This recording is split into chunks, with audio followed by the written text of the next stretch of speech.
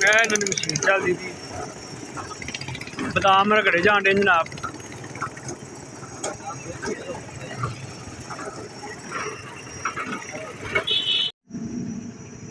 यह जी डेरा गाजी खान का मशहूर खाल सरदाई है।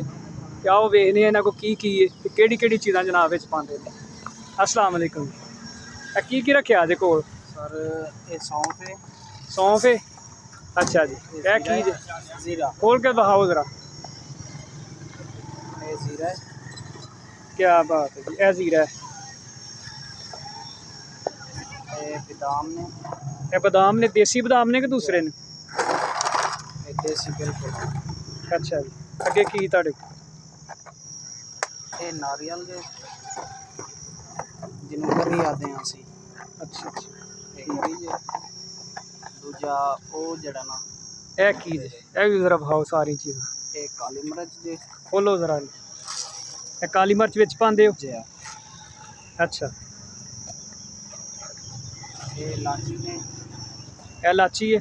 जे हरी इलाची। अच्छा यह कि जामिश्री आ गई। जामश्री आ गई। यह की है? ये तुख मलंगा है। तुख मलंगा जे ये विच पांदे हो? ये दूजा गिलास दे विच अलहदा सुट के दिंदे जेड़ा पीला पीला जेड़ा नहीं पीता। ते अच्छा तो फायदे की ने दे? सारा कुछ फायदा सारा जबरदस्त गर्मी का तोड़ है। ते बनाओ हाँ जरा जरा कढ़ के बाहर बना जरा मुंडिया।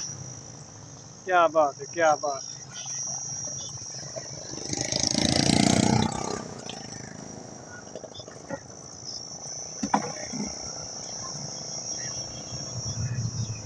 लो जी जनाब यह आ गया बना जरा एक देख